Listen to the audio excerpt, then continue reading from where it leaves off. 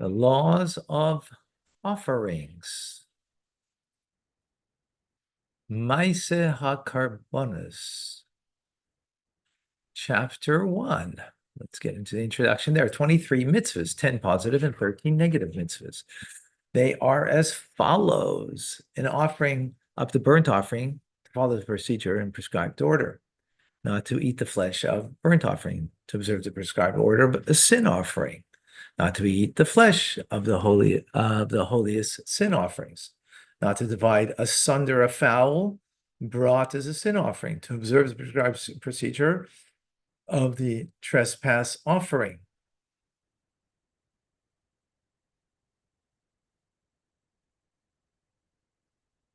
Okay, Asham. And number 7, the Kohen shall eat the flesh of the holy sacrifice within the sanctuary. They shall not eat it outside the courtyard of the sanctuary. Right, so you have the positive and negative here. The stranger, not a Kohen, shall not eat any portion of the holy sacrifices, to observe the prescribed procedure of the peace offerings, not to eat the flesh of the offerings that are holy in a minor degree before their blood has been sprinkled on the altar, in offering up the meal offering to observe the procedure that's specifically prescribed for it in the Torah, not to put oil in the meal offering brought as a sin offering, not to put frankincense upon it, that the meal offering shall not be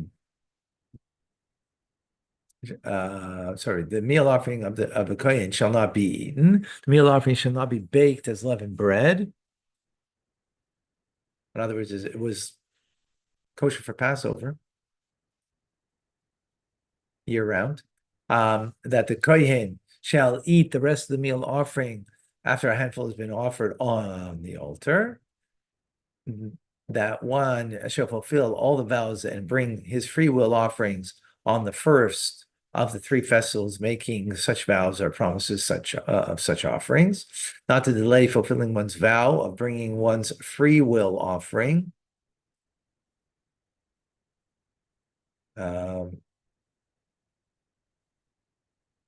Free will offerings or executing other obligations, to offer all sacrifices in God's chosen house, to bring all hallowed things outside of Israel to the national security, national sanctuaries. I said security, sanctuary.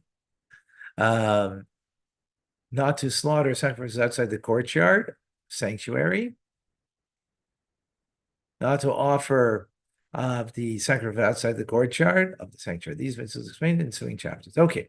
All of the sacrifices of living animals come from 5 species alone: cattle, sheep, goats, turtle doves, and small doves.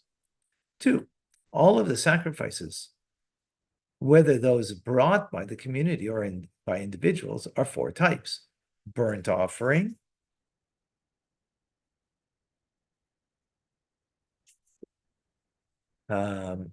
burnt offerings, sin offerings, guilt offerings, and peace offerings. Those are the 4 types. There are also 3 other types of individual sacrifices: the Paschal sacrifice, on the eve of Passover, that it's brought and eaten on Passover night; the sacrifice of the firstborn; and the tithe sacrifice. Second. So the firstborn of your flock, right? Of your, and the tithing, okay. Yeah, here it means the 10th of every one of your flock. Right. Okay. All of the communal offerings are burnt offerings or sin offerings. There is no communal peace offerings except for 2 sheep offered with the bread that is waved on Shavuos. They are called the sacrifice of communal peace offering. The community never offers a guilt offering nor a fowl. Okay. The communal offerings are 2 tamidim offered every day. Right. Additional offering on Shabbos, Rosh Chodesh, and festivals. have additional offerings, and sin offering of a he-goat on Yom Kippur. Those are the communal offerings.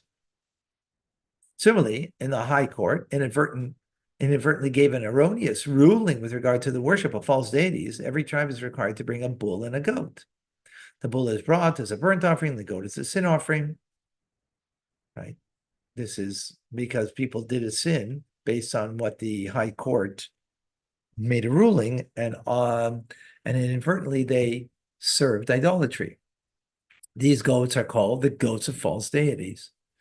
If they inadvertently gave an erroneous ruling with regard to other mitzvahs, and they bring a bull, it's a sin offering, it's called a bull associated with the overlooking the matter by the community, right? They said, I don't know, some ruling about Shabbos, and it was a mistake, and because of that, people desecrated Shabbos, again, inadvertently, so then you bring this offering. So those are the communal ones, right? They're going to go into each and one individual. We're just giving the basic rundown. Number 6, the sacrifices brought by individuals include the firstborn offerings, as we said, of animal, right? Which goes to the kohen. The tithe offerings, which is the 10th animal. Paschal offering.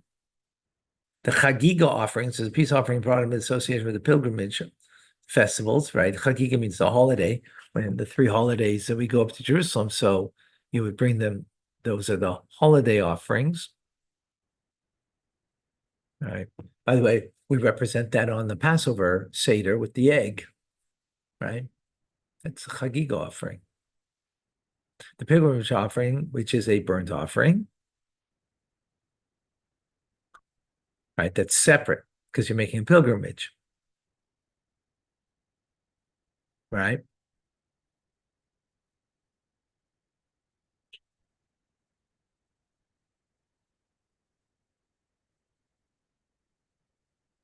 The sacrifice brought by a convert that involves a burnt offering from a domesticated animal, 2 small doves and the 2 turtle doves.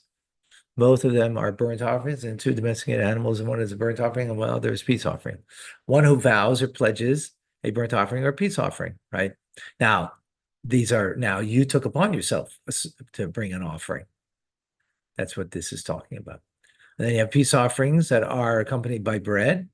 They are called Thanksgiving offerings, like a woman that gave birth, someone who was in prison and got out of prison, out of hostages who make it out.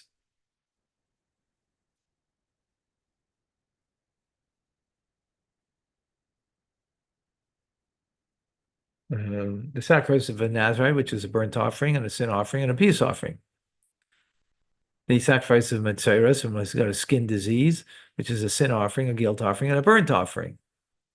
That of a Zav and a Zava, who have an emission that's not a natural one, and a woman after childbirth, they are a sin offering and a burnt offering.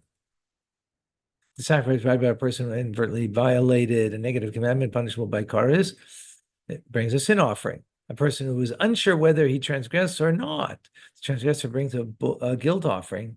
It is called a conditional guilt offering because he wasn't certain if he did something wrong.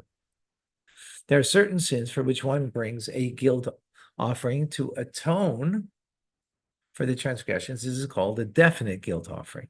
Similarly, the ram brought as a burnt offering and the bull the high priest brings from his own resources is a sin offering on Yom Kippur. Our individual offerings, the bull is called the bull of Yom Kippur. So the ram as a burnt offering and a bull. Yeah, high priest has to bring in his own resources. When we say communal, when you gave the half a shekel, everybody had to give a half a shekel. From that half a shekel, everybody has an equal portion of the community offering. So they would take the money and they would, buy the daily sacrifice. And then everybody has a portion of the daily sacrifice, right? Because it's coming communal funds. But here, the Kohen Gadol, the high priest on Yom Kippur, has to bring of his own funds. We learned this when we learned the Chumash and Rashi. for the bull offering. All of these sacrifices are explicitly mentioned in Torah, and the laws governing each of them are explained in the appropriate places. The person bringing any individual offerings is responsible for them and for their accompanying offerings, with the exception of an animal pledge as a sacrifice.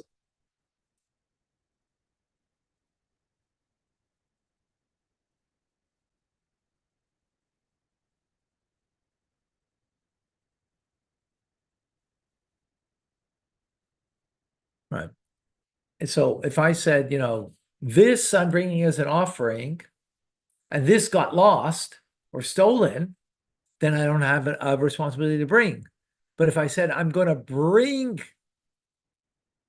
a offering, not saying this, then I would be responsible to, right? Even though this got stolen. So, okay, get another one.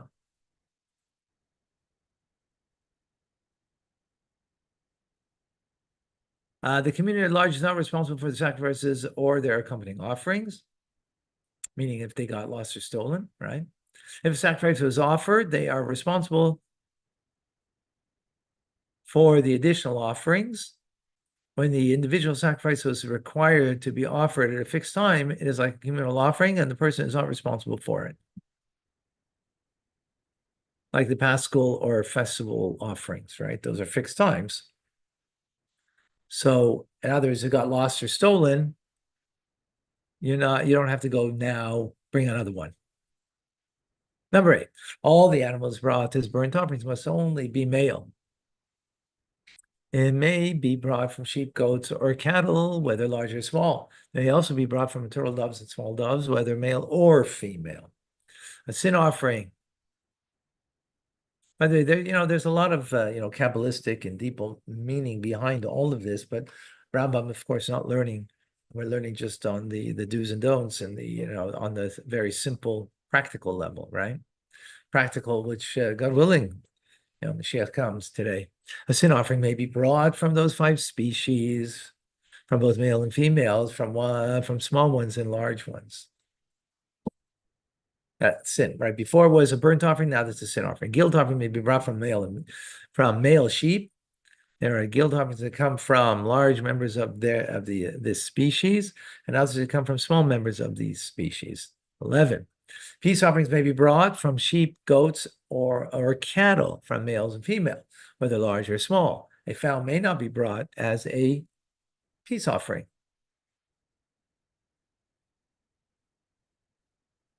When describing an animal as small, the intent is as between the 8th day and a full year from day to day. If a year was declared a leap year, the extra month is included. Large implies until 3 full years from day to day for cattle or for flocks, until 2 full years from day to day, right? That's large. From the age on where the animal is considered as old, and it should no longer be brought as an offering. It's an old animal. Number 12. Although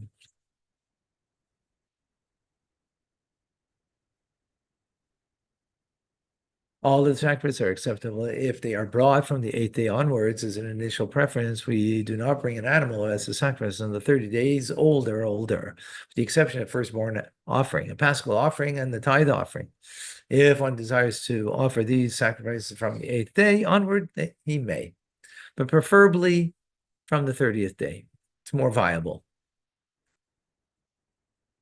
Hours are counted with regard to consecrated animals. If their lives were an hour longer or an hour was subtracted from their lives, they are unacceptable.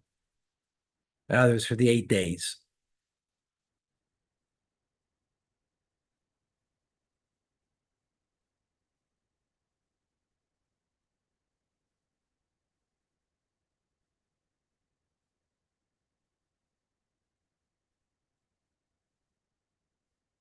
Right. So you can't, so if the animal was born in the morning, so you got to wait, for the full to make it. What does it imply? When it's required for that the sacrifice be less than a year old, if an hour was added to its year, it is invalidated. even if it's merely a year old when it was slaughtered, additional time was added before his blood was sprinkled, it is invalidated. It must be less than a year until the time the blood is sprinkled on the altar. Some of these laws apply with regard to all the sacrifices. So the main part of the sacrifice is when the blood is put on the altar, right? Blood representing our animal, the animal soul that's in the blood. So specifically when that, the passion of the life force of the animal soul. So when that's put on the altar of God, then that's considered when the sacrifice was brought, even though it was slaughtered before that, but that's not the offering.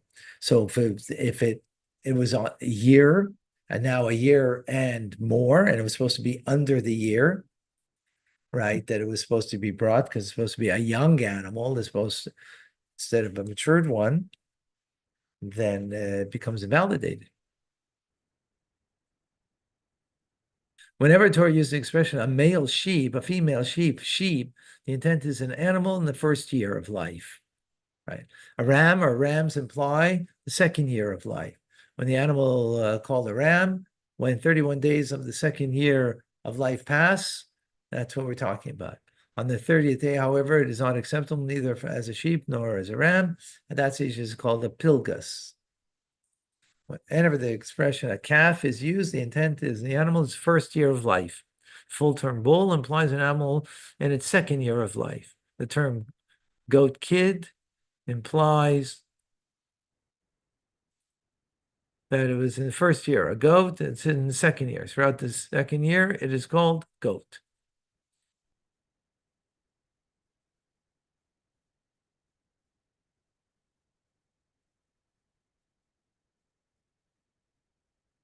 Okay.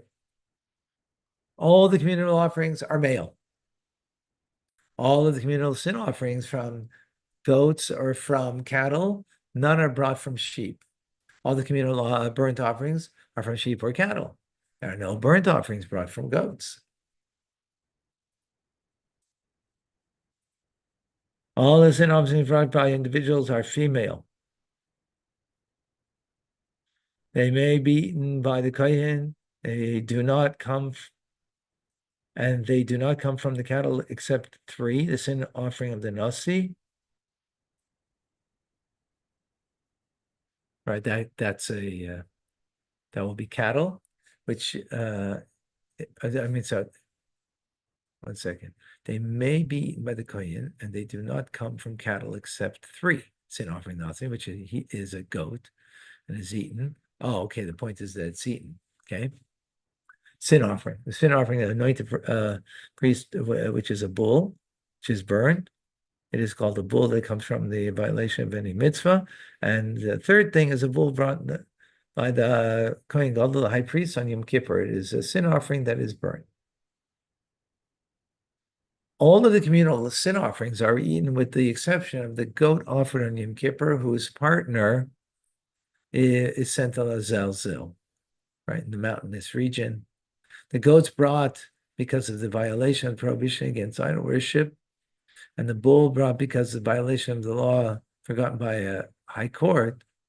The bull that comes because of violation of any mitzvah, and the bull brought because of a law forgotten by a high court, are all called the bulls that are burnt.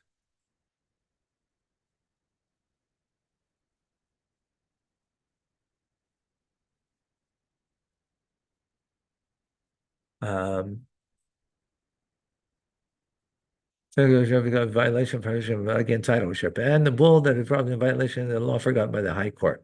The bull that comes because of violation of any mitzvah, and the bull brought because of the law forgotten by the high court, are all called the bulls of that are burnt.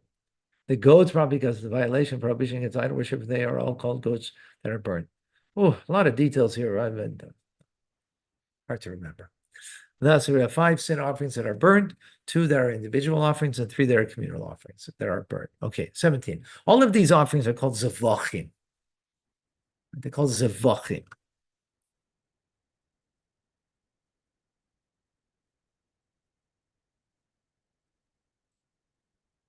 The question is raising point.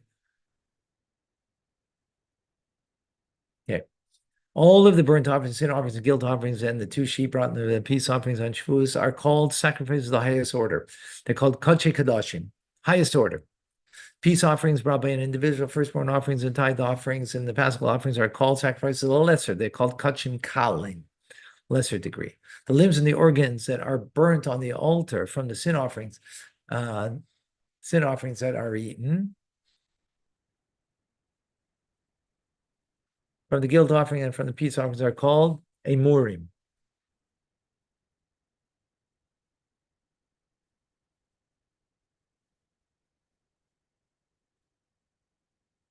The limbs, okay.